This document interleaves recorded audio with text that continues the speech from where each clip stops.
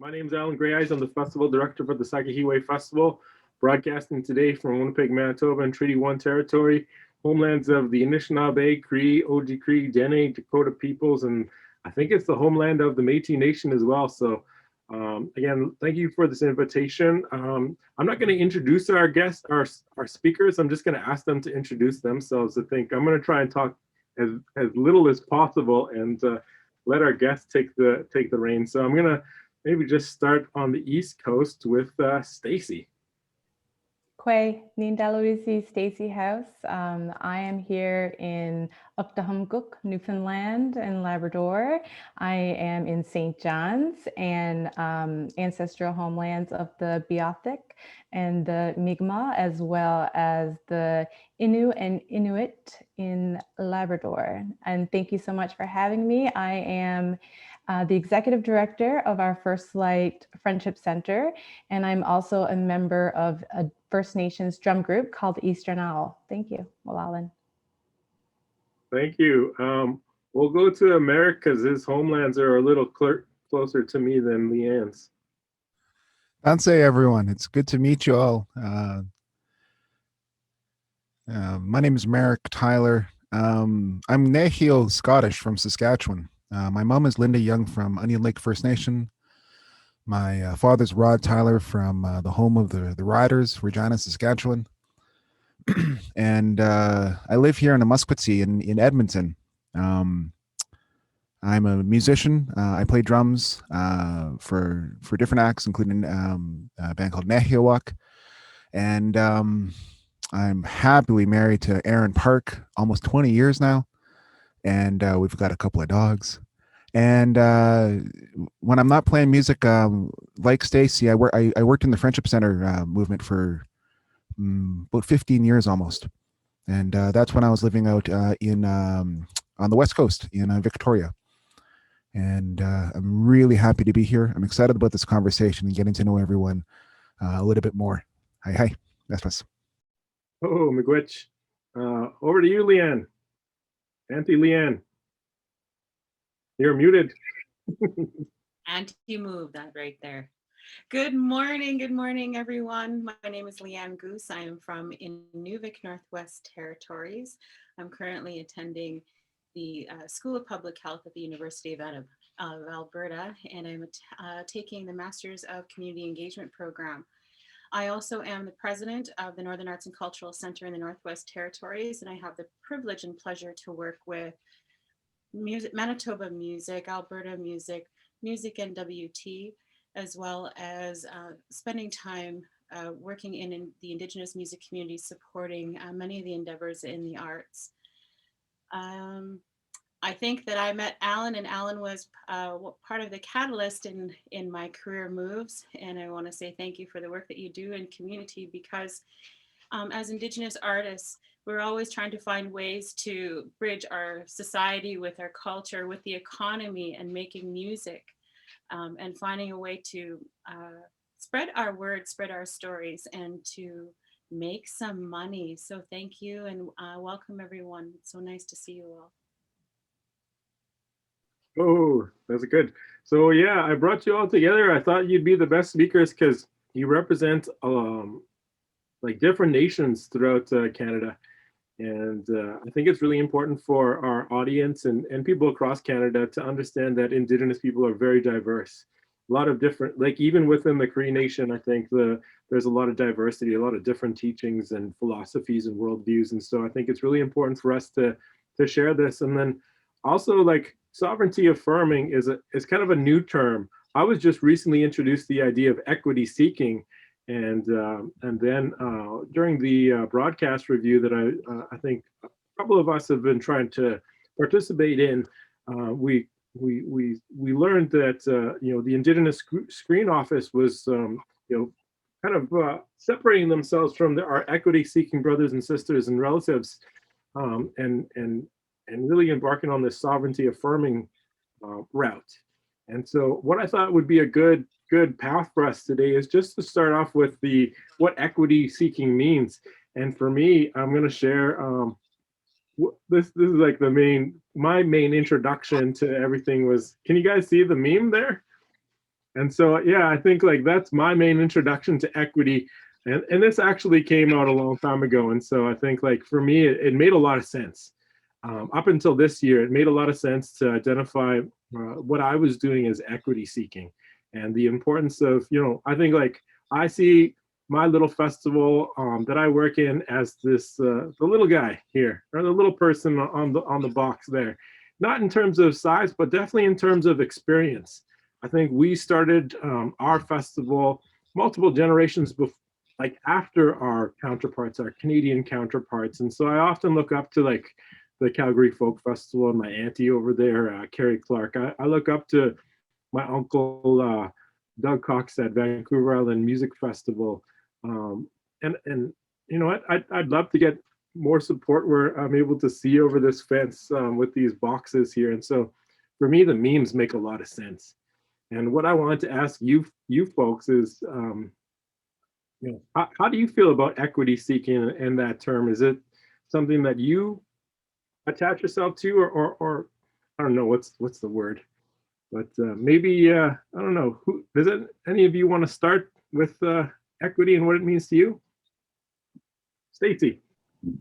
Yeah, so this is an image that I'm sure a lot of people are familiar with, myself included. And this was one of my first introductions as well to equity seeking. And, working in the Friendship Center and the Friendship Center movement with urban Indigenous community members, we strive for equity seeking in all of our programs and services and everything that we deliver. One thing that more recently I've came to learn more about and to explore is, of course we want equal opportunities. We want to provide the supports for people who need it the most, and so that it's equitable, but we also need to remove the fence. So, it's the systems that are set up that did not work for us or our people. And so we have to look at systemic change and challenging and dismantling those systems, dismantling that fence. The fence shouldn't be there in the first place. If the fence wasn't there, then we wouldn't need the extra supports. We wouldn't need those, different lengths and different heights and everything. So, I mean, looking at systemic change is something that we've been really exploring recently, and policy change, and how can we work with government systems to better serve our community members. Yeah, I'm writing a lot of notes as we go because I think those are really great, comments. What about you, Merrick or Leanne? Is this what does equity mean to you? Oh, I think it's really important to say that in the way that our society is currently, and how the downloading of programming is left to the community oftentimes, things will never really be fair because we just don't have money. And money changes everything. What does it look like in our abundance models? And why is funding split and centered around how well you can fill out a report versus what the quality of the product that you're producing and how much of the community chooses to participate in it. And when I look at equity and I see this meme, it relates to so many aspects of what we do in art and culture. For some of us in academics, for some of us working, in social justice and seeking, the best for our rights and interests. And times continually change, and we've just gone through, the first year of a pandemic, and we still have another year or so to go, and that's a reality. And the reality is people in our communities are struggling with the fact that things are not equal. We don't live in the postal codes that have the most tax rates, and are paying into the infrastructure so that we have better services. We're constantly advocating for clean water. We're advocating for the right to have work. We're advocating for the right to be able to be present at the table. And this is 150 years. And when we look at our sovereignty as nations, you know, the real stories and the real messages lie in the stories of our elders, bringing that forward and saying, you know, let's listen to what they said 100 years ago, because we're still facing the same thing. And how is that possible? How is that we're, you know, that there's so many voices calling and crying for change and working towards change? It's the fact that our abundance models are very different than those in the colonial world. And when we're looking at, you know, the buyers of talent for different festivals and different events, it's how well they can fill out that report. Still, it's still about how well they can fill out the report and who's on that roster that checks the boxes so that that report gets easier. And sometimes we look at, you know, what's easiest and and what is everybody else doing, right? Then really taking time to go into our local communities and ask, find out where are those new voices that have been doing this forever. And I think, you know, when we look at equity, it's under the three columns, the three spheres, you know, so society, culture, economy, and those things have always been out of balance. But it's what we do in our community that participation and giving back and how we're claimed and how we claim others. Oh, what about you, Merrick? Well, when I look at the meme, I really studied it for a while, trying to figure it out. And I was like, okay, what does this meme mean? What is Alan trying to show me here? And I look at it and I was like, oh, and I was like, oh, okay, well, the gentleman on the right, the little one there, he can't see anything, and on the very far right, now the older man can see over the fence, but his head's at the same level of everyone else. So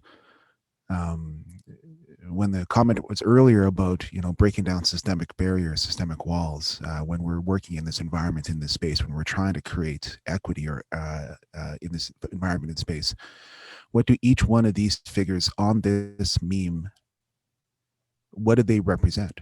So that's kind of how I'm looking at this conversation right now. And I want to get back to the abundance models that you were speaking about earlier, because I'd like to know more about that. But when I'm looking at this meme, I want to attach some names or functions or agencies to these characters. So I agree that the fence is a systemic problem, and the opportunity there is to move the fence, dismantle the fence, and replace its function. I look at the gentleman on the left, the tallest guy, and I wonder who that is. Is that funding agencies out there? Or who's the middle person? Is that you know, from Alan's perspective, in putting on a festival, are those other festivals that have been grandfathered in through the funding cycle? And then, you know, maybe that is Alan, the little guy on the right, who just wants to be at the same level as everyone else. And what can we do for Alan, or what can we do for other up and coming, needed and valued festivals and events for our community? So when I look at this meme, Alan, I think it's fantastic. I want to assign symbols to these characters. Yeah, for me, again, I see myself in the little guy on the right, and the boxes are the funding. And our festival is kind of just representative of like a lot of Indigenous organizations in Canada, in that, like I said, we started off a lot later. Some of our counterparts across Canada were launched while the last residential schools were still operating in Canada. Some of them were launched while, you know, our ceremonial practices, like the potlatch ceremony, was illegal in Canada. And so, like I said, they've got multiple generations head start on us. And I see the boxes as the funding. And for me, like, what's made a big difference was the Canada Council's introduction of creating, knowing, and sharing. And so we went up from eligible for $20,000 in project grants every year to $100,000 for project grants, which was an incredible boost. And it's definitely helped our organization and a lot of artists across the country. And I see the fence, like Stacey said, I see the fence as policy, as the system. And a lot of the things that are holding us back, those fences represent, for our organization at least, they represent the operating grants at the provincial and municipal arts councils, which are safeguarded by invitation-only policies. So it means we're not even allowed to compete for those grants. We're not allowed to compete for that stability. We're forced to stick to our little box and watch our counterparts continue to progress, continue to develop a head start, or to strengthen their head start. And unfortunately, since there's limited resources, I don't see us displacing them anytime soon. But yeah, I'd love to hear more about the abundance models, because to me that kind of sounds like, I often talk about generational wealth and generational debt. And for a lot of us, our families we've inherited debt, we've inherited trauma, and that makes it hard for us to compete oftentimes. And so what is the abundance model, Leanne?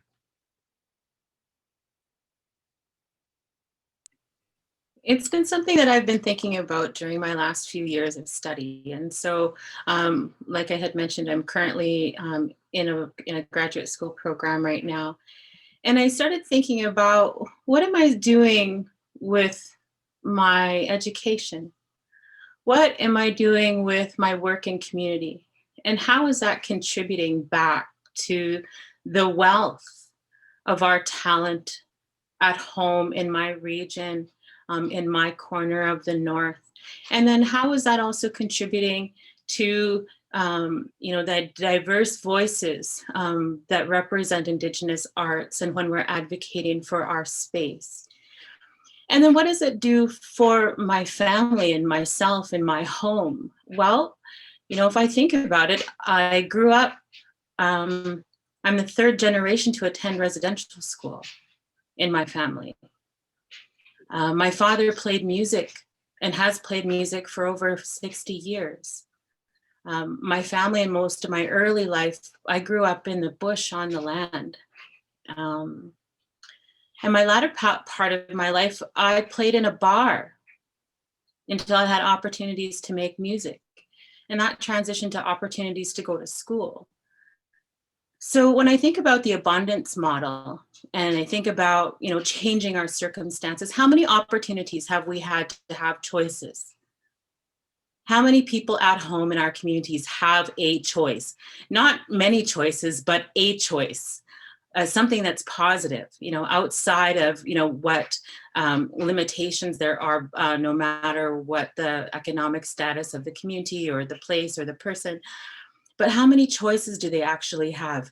And what opportunities, what things in life bring about choice? Well, for me, it was education. For me, it's striving to participate in the arts. For me, it's trying to work with my family so that we all become healthier, or have that idea of wellness together. But then I started thinking about, well, why am how have I had to work at a job and I have all this experience, but I'm still making the same money? Why have I hit a glass ceiling? What do I need to do to change this and have more choices? Well, I need to go to school. Well, I need to look at my community and figure out where my skills fit. And then what am I going to do to put those skills to work? And how am I going to ask my community, what do you need? How can I help? How can I be of service? So my skills become part of the economy. My skills then become part of my family's wellness model, and building our own personal abundance by being able to go to school. I changed my circumstances. I now am able to talk about things that I wasn't able to before. Maybe I always had a strong opinion. I've had strong opinions, and I'll scrap with anybody. I grew up in a bar room. I'm not scared, but this is old anti-medicine now, right? It's like, what am I doing for my community, and what am I doing for the next generation that has had to struggle through the same things that I've had to struggle through the same things that my parents had to struggle with, the same things my grandparents had to struggle with. Right? And that's participation. Participation changes our choices. And when our choices be able to change, we're able to attract abundance. We're able to bring things back home. We're able to use those tools.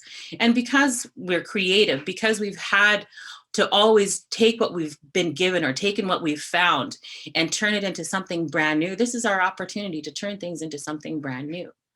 This is our opportunity to bring choice, to have choice, and to create choices, that are designed for our community to make their own. And when we think about, that idea of sovereignty and belonging, it's that participation in community and who claims you and who you claim as well, right? And that's abundance. That's bringing back to our community, building up our hope, reclaiming our kids that were taken, reclaiming those boys that were stuck in a jail because they didn't have a job. That's what put them in there. And these are our choices, and that's how we come back to our abundance. And I'm thinking, now I'm not doing these things where people tokenize me and say, oh, because you're brown, could you come and speak to this thing or give us a land acknowledgement? No, I'm not doing that for you. You can pay me to tell you what I think about this particular subject. And if you're not ready to pay me, then get out of my way. Oh, I also want to just acknowledge your pronunciation of SHs. Usually when you say Bush, now you're saying Bush. That's really good. Oh, it's that work in radio now, and all these Zoom calls. You gotta talk really good.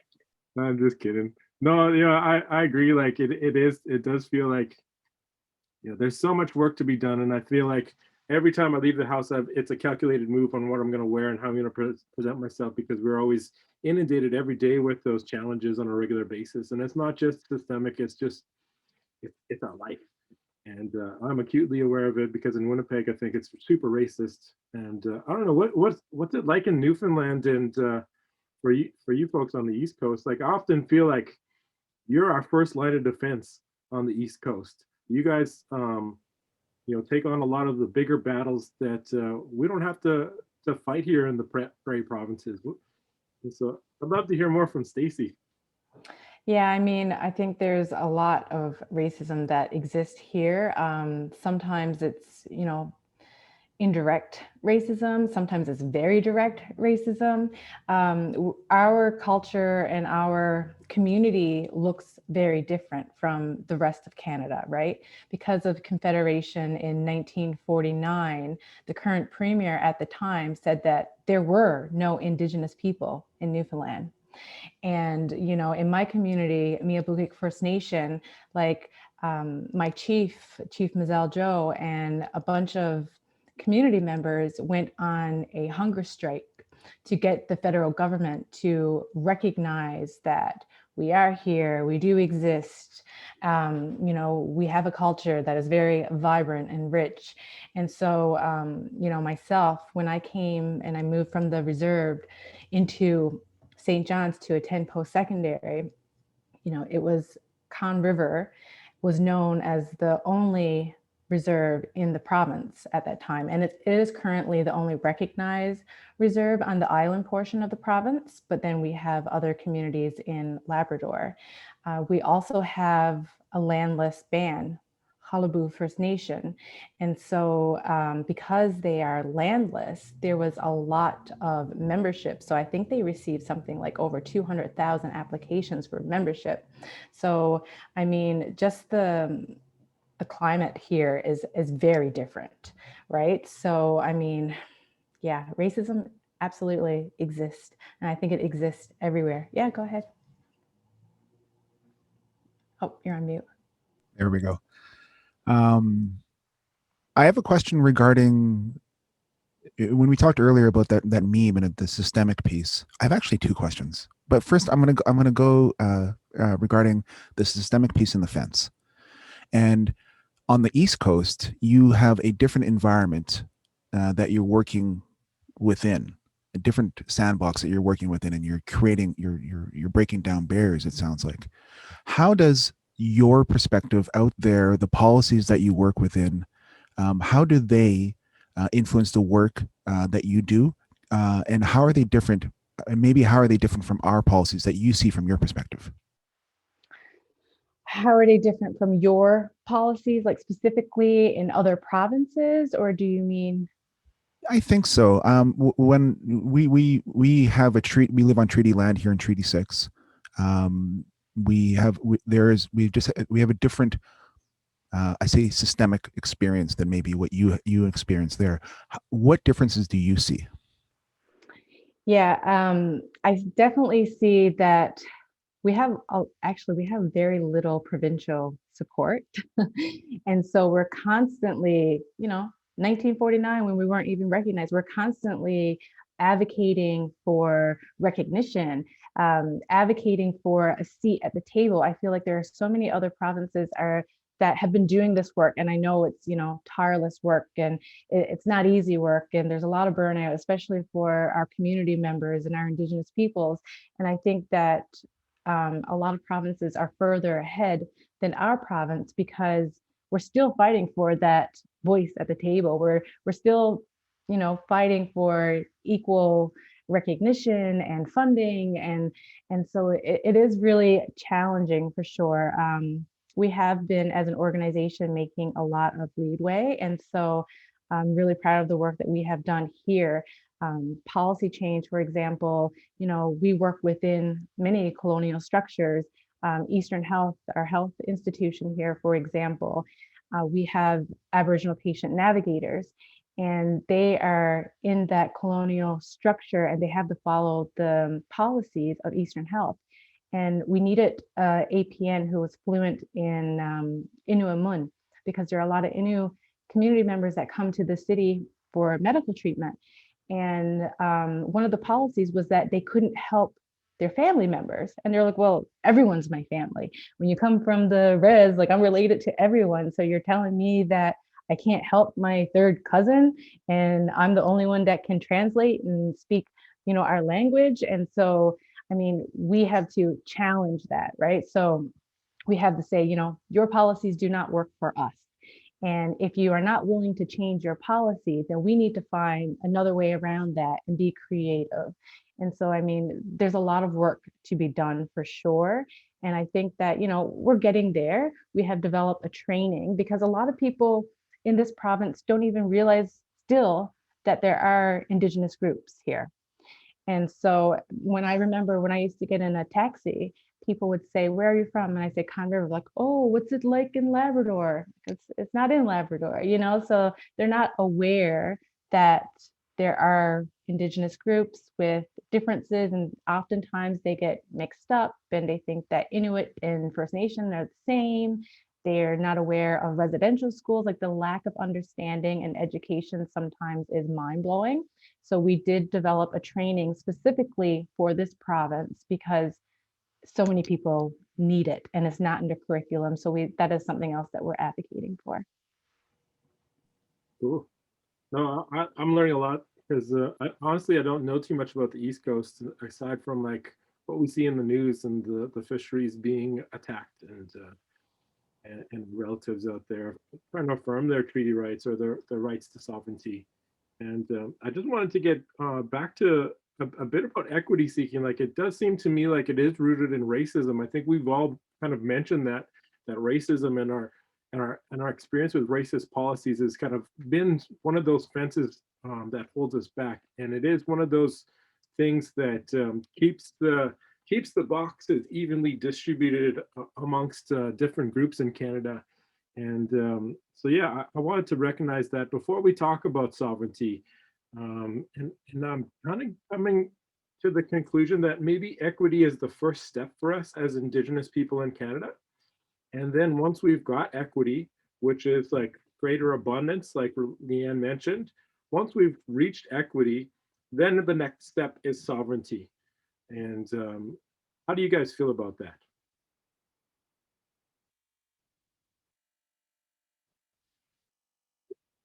Merrick. Well, I think you're right. I think equity and equality are intertwined and interdependent. There's a syncretic approach or a syncretic relationship between both ideologies or both pieces. I guess the first question that jumps to my mind is what is the measurable or the threshold for equity? And and understanding that it would be obtuse of us to say like this will work across Canada. Well, no, we've just realized that on the East Coast at a provincial level, their equity means much different than here in Treaty 6 at a provincial level. So what is the threshold for equity? And how do we, for those communities, when did they meet that threshold, that measurable? What does it symbolize to their community and then to the non-Indigenous or the non-Indigenous community? That would be, I'd like to know what that is from our guests. And then how does that, and then if the next step is equality. Oh wait, did I get that? Am I getting backwards? Equity first, then equality? Yes. No, I think what I'm saying is that from the meme, at least, I understand that equality is kind of where we're at now. Equity is the first step, and then we can realize sovereignty. But I think, yeah, so how do you feel about that? Is my question. Is that right? I think so. Yeah, I mean, just to go back, I'd like to know what equity is for each one of us. So, okay, yeah, that's a good question. What is it for you, Merrick? What is equity for you? Give me a 2-sentence statement on equity. A 2-sentence statement on equity. I don't have one yet. Yeah, okay, I'll come back to you. Maybe Leanne, you want to take this one, and then we'll go to Stacey. Sure. I think equity is an equal voice at the table. And quite often, when we see, I look at the Junos, for example, and the selection committee. We have one committee that's dedicated to Indigenous voices. And that committee is currently working on creating a traditional section for the Juno categories. But, I look across the table and I look at the various committees and I wonder why our voices are not sitting at that table as well. We have many artists who are incredibly talented and are doing incredible work. And we need to look at ensuring that our voices and those representations are sitting at the same table, at the same level as everyone else, and not sectored off into a box. And in some ways, in some aspects of society and culture and economy, we need to make sure that we're, advocating continually for our Indigenous rights and interests. But in the same token, we also have to have an equal place at the table in those rooms when people are making decisions that are by and for us. And what I find is that, often because they set out boundaries, either with educational limits or economic limits, that we're automatically excluded. And those types of conversations need to change because our voices are growing stronger and we are starting to see a different type of action towards the interest in what is true equality, and then what it does mean to be to respect our sovereignty. Yeah, and I think that one immediate question comes to mind. I just want to follow up before we go to Stacey. Is you said equal voice at the table, and I'm wondering like equal to who, and like Indigenous people equal to who? And that's exactly it, right? If we think about, the structure or two different structures, if we think of, the Indigenous people at the top of the food chain, what does that look like? In our imagination, what does that look like if we ran the country, if this remained ours? How does that change the look of work towards climate change?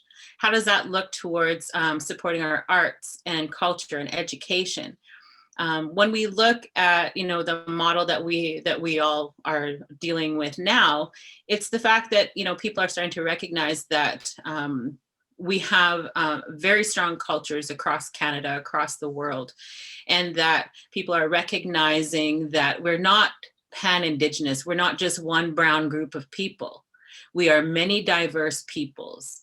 We have many languages, many traditions, and many different cultures, and that lumping us all together into one group really doesn't strengthen anyone's argument. What is required and what is necessary is for people to look into their own communities, find those voices and those representative people and make them a part. And that's not what always happens. And we don't live in a world that is built on shoulds, right? Yeah. And it comes back to us, right? It comes back to us looking at ourselves and saying, well, you know, those of us who can speak for others who are unable to need to really stand up and put ourselves there. That's a great point. It makes me think of a number of things. I was recently on a committee meeting where, you know, I often feel like, you know, these national committees are looking for one Indigenous representative in their program. And I think what we can do as a community, and we have voices at the table, is saying, you know what, one Indigenous voice doesn't cut it. I think we need one Inuit, we need one First Nation, one Métis at the very least. Because we are like, and even within First Nations, like we've all established, the First Nations are very diverse. And so if you're doing something on the East Coast, I think we need representation from our relatives there. And then looking at First Nations outside of the territory. So I think, yeah, these are giving me ideas that I can take into other committees and other meetings. So I really appreciate this. And Stacey, what about you? Do you have like a 1 or 2 sentence statement on what equity is? I don't know if I can sum it up in 1 or 2 sentences, but I agree with a lot of what Leanne had just said about, you know, being an equal voice at the table. And I think that it's kind of like that first meme, right? So you're talking about equality. So you're going to give everyone all the same thing, no matter their differences or the level of support that they're required. So in order to be successful, in order to achieve whatever it is that an individual's goals are. So you just give them all the same thing. That doesn't really help anyone. And then you look at equity, where it's like, okay, well, let's, you know, Indigenous people need more funding. They need to be a part of the conversation. And so, you know, let's provide a little bit of more support here. And like, you know, Canada Council of the Arts, let's carve out a knowing, creating, sharing, you know, 3-year, $100,000 grant for, you know, 300,000 or whatever the case is. And let's be an equitable organization and better serve Indigenous peoples. But then, as I mentioned previously, like beyond that, sovereignty and like sovereignty-affirming to remove that fence. And so I think that like right now, especially in music industry, and I'm very new to the music industry. You know, I grew up in drum groups and learning from elders and, you know, traditional drumming. And at the Friendship Center, we started as a drum group and we didn't have no intentions at all to get into the music industry. And it kind of just grew from there. But sorry, I just got sidetracked a bit. But what I mean to say is that like right now, there's equity groups that are kind of carving out spaces for Indigenous peoples. But it's within the parameters of equity, diversity, and inclusion work that it's happening in industry. And, you know, it's often not led by Indigenous people. We need opportunities to define our own spaces in industry.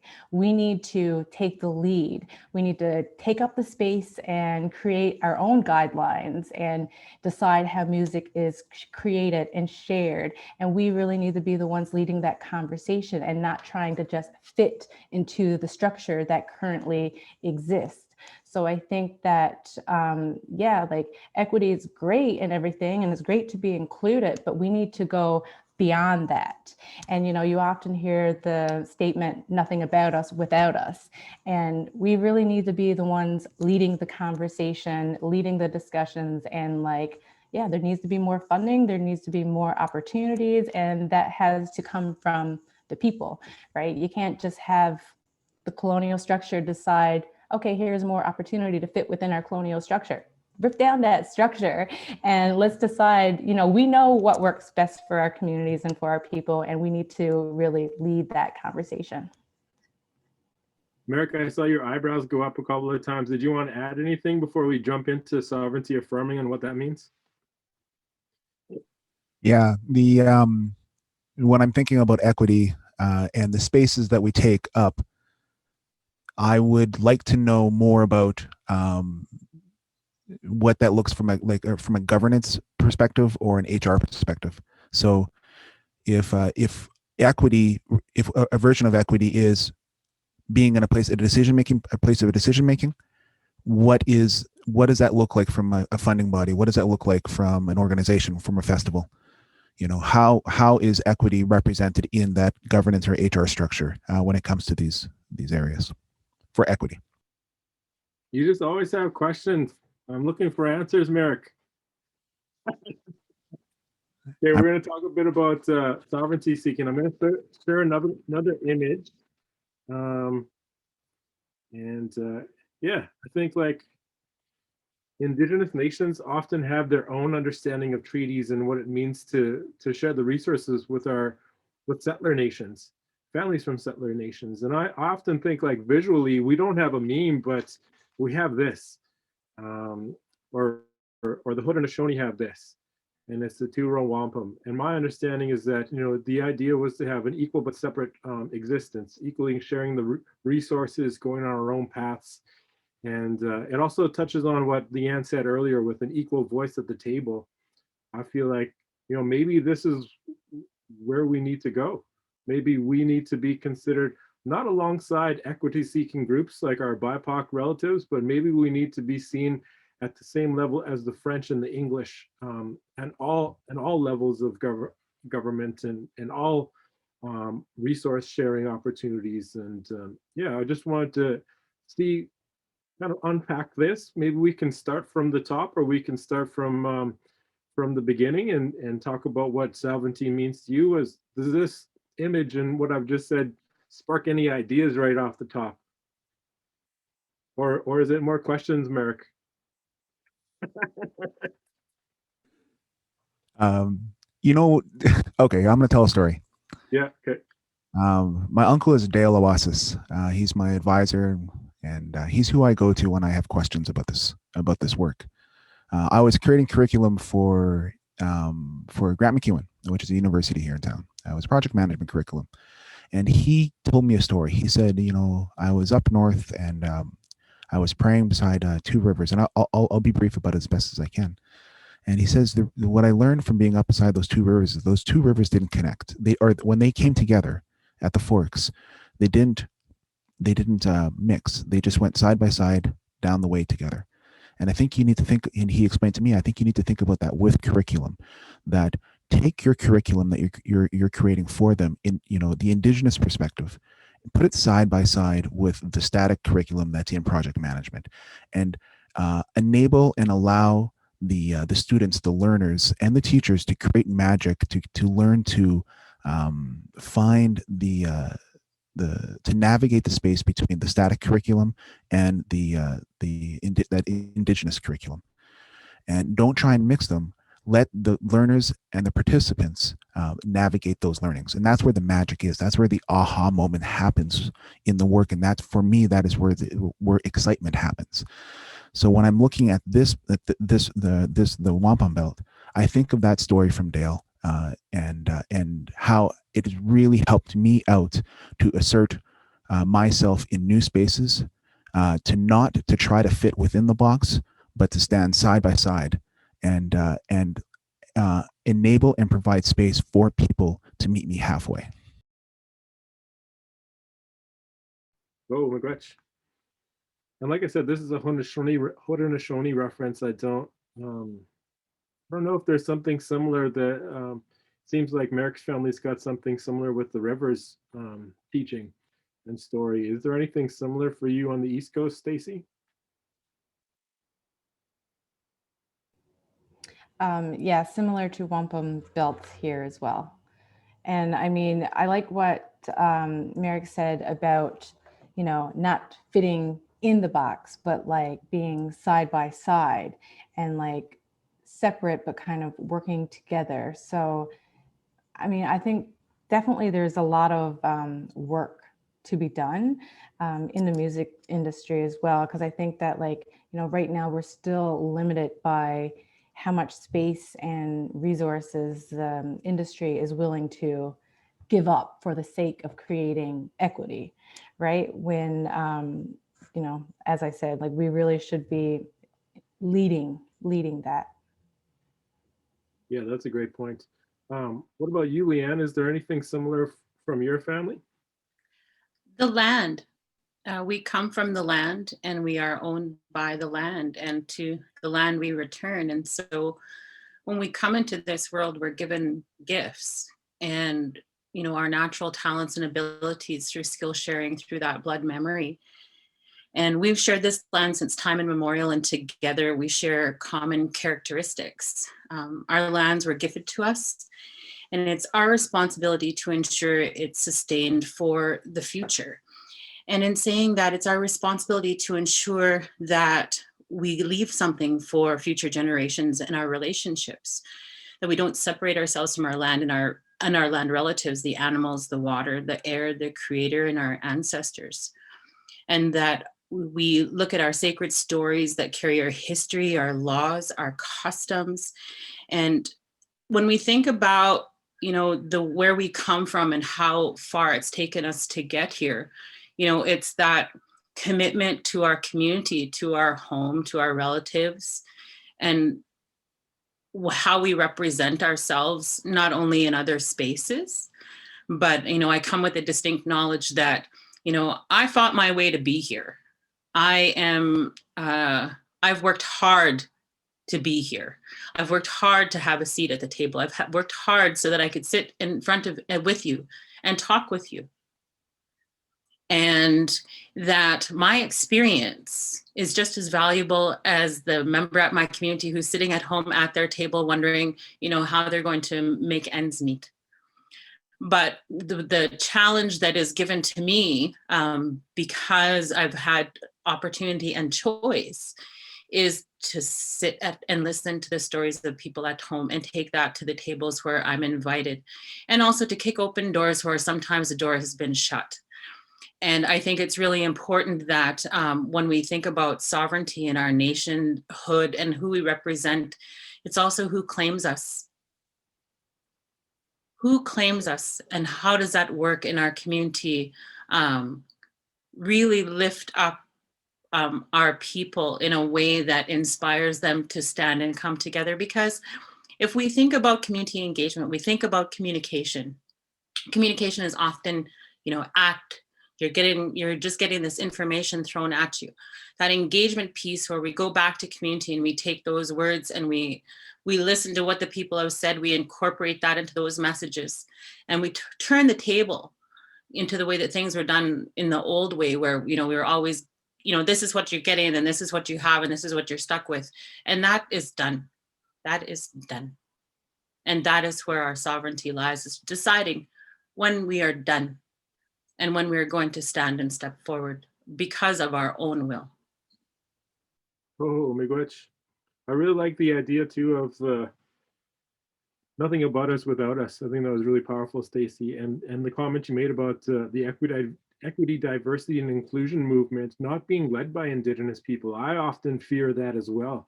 I do see this like being included, like the BIPOC acronym. I'm weary of acronyms and aggregate terms in general, because I believe that generalization is the root of all racism and stereotypes.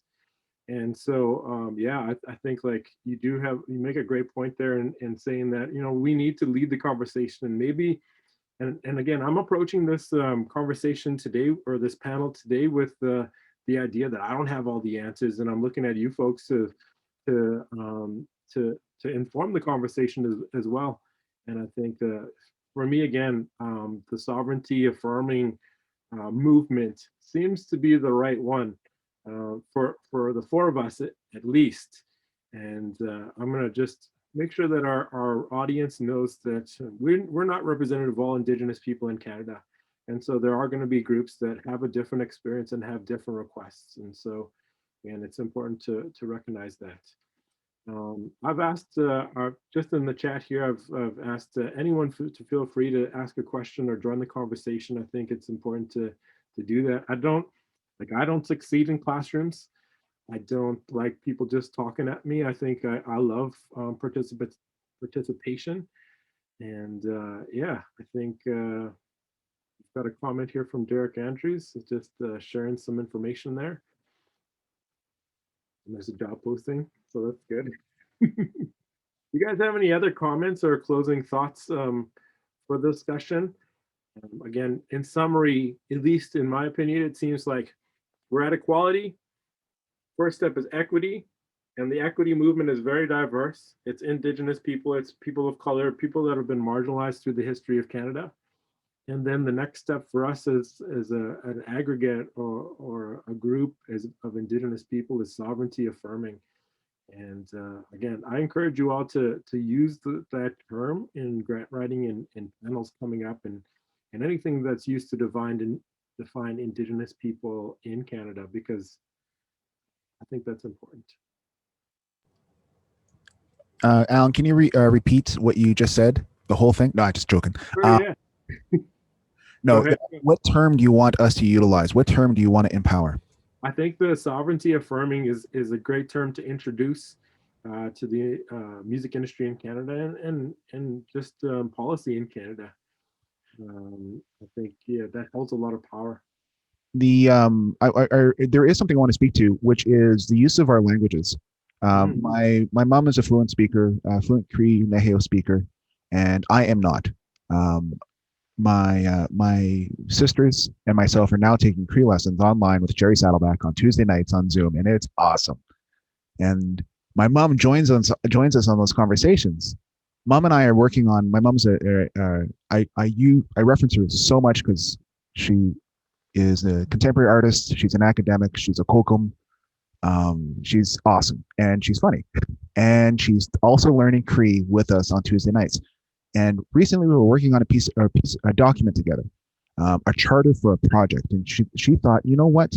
Let's replace these Muniao, like non-Indigenous words with our words. Let's empower this document with our words. So when you say, how do we self-affirming sovereignty is, I think, the term that you utilized, or Alan? Sovereignty affirming? I'm sorry? Sovereignty affirming? Sovereignty affirming.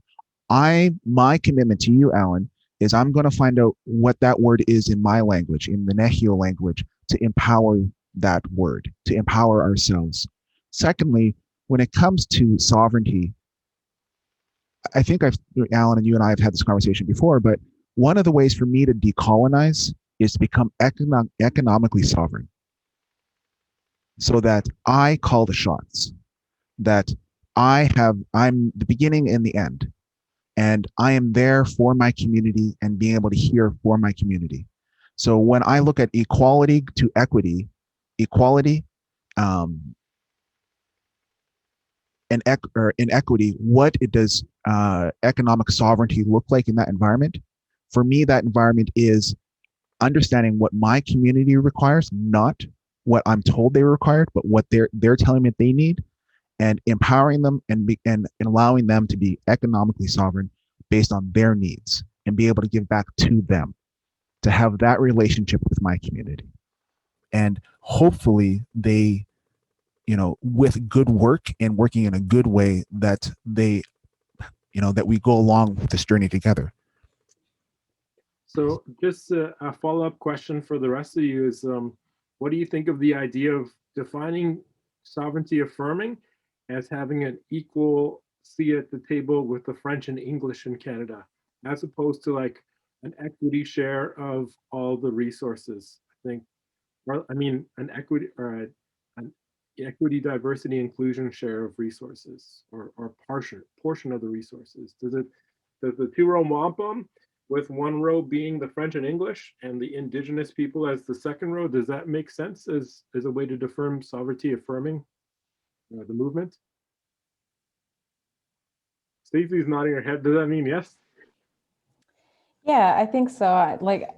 To be completely honest, when you first posed the question for today's panel, I think yesterday, I was kind of like, I'm not really sure where this conversation is going to go. I'm not really sure if I can add value to this conversation. And so I spoke with some of the, other musicians, Indigenous people that are also involved in the music industry. And they were kind of like, not really sure where to go. And I'm like, well, I'm going into it today. I'm going to wing it. And then you put up that meme and I was like, okay, now I can wrap my head around where this conversation is going. And I think sometimes the language itself, like regardless of Indigenous and English, French, I think that how we communicate and how we talk about things, it needs to be accessible as well, right? So that people can understand what we mean. So like, from this conversation, I'm like, yeah, sovereignty affirming, but that wasn't a term that I was used to. I was used to, data sovereignty in terms of in relation to research, but sovereignty affirming, like I really had to think about it. And I honestly had no clue what I was going to say today. But I think that, as we started talking about equality and equity and sovereignty affirming, I'm like, makes total sense. And that's where we want to be. And absolutely, like the Two Row Wampum, we want to be individual. We want to lead it. And we should be, like, as First Peoples, we should be leading conversations, leading. The government should be looking to us for direction. We're definitely owed that for sure, I think. So yeah, those are my thoughts. Okay, good. Yeah, and like I said, I'm using this as an opportunity to just pick your brains too. So what about you, Leanne? Do you have any thoughts on the idea of referencing the Two Row Wampum or other teachings that are similar to define what sovereignty affirming means? Well, I think that it's interesting that you use the image of the Two Row Wampum and the idea that that is, one of the first forms of a constitution. And what is a constitution? It means all of us together. And I come from 3 different cultures, and I am claimed by all 3. I'm Inuvialuit, I am North Slavey Dene, and I'm also North Slavey Métis. And I was talking about what it means to be all of us together. And my aunt, who is Inuvialuit, originally from Uluksaktuk, she said it's Alek Miuni, which means all of us. And that's what we're working towards, right? It's all of us and trying to find those ways that we can include everyone at their level and also be able to lend a hand up as we are assisting in creating spaces so that we have that way for us to all come through together. So Kuinaini Masicho, thank you very much. It was so nice to speak and meet with all of you today. Oh, Leanne just closing it right away for us. But we have one question on how can songwriters, bloggers, writers best be allies and support this movement. Do you guys does anyone have any initial thoughts or just really quick thoughts to wrap up? We're coming to the close of the hour. I think, well, I'm just going to say, like, right off the top, I think it's important to, if you're a writer, just to keep on pitching to your editors coverage of Indigenous people. Also look past the narratives that are out there that seem to be repeated over and over again, which is like referencing the Junos. I think the narrative that CBC and APTN always bring up is this Indigenous category even needed. So looking past those generic and repeated narratives and exploring the worldviews and philosophies. Like one of the things that I've telling Merrick a number of years now is how incredible the protocols and process to the creation of Nahiwak's album was, and the fact that you guys didn't share enough of that. And I think it's important for our writers to dig deeper and to look past what's already out there and to discover the beauty that's within our worldviews and philosophies and languages. I think if there's no other thoughts here, I think we're good to close it off. So again, thank you guys so much. Like Stacey, is my first time being involved in a conversation to you. I think it's been really great. I know that I think we're all winging it when it comes to these panels, so don't feel bad. And I think, you did a great job. Merrick, thank you for all your questions. Thank you for the story. I think the story was really great. And it really, I learned through listening, and I also like to come up with visuals. So the memes and the stories, they definitely help. And Leanne, thank you for all your powerful words. You brought that anti-energy to the conversation again, and that really strong leadership energy. So thanks again for that. And I'd also like to thank Folk Music Ontario for giving us the opportunity to to chat about this. Folk Music Ontario, I think they've been doing a lot in terms of equity and a lot in terms of giving Indigenous people an opportunity to shine, but also giving us space to get together. I think one of the most important things, or one of the really great things that I've been a part of, and Leanne was there in the early years, was AmCamp. And it was just the idea of us coming together and having our own space, because within our own spaces, we don't have to tackle racism. We don't have to be that brown person in the room explaining what it is to be Indigenous or First Nations or Inuit or Métis. And we can just focus on being incredible artists or administrators. And so that's why those spaces are still important. But again, thank you all, and hopefully we'll see you soon. Walaliok.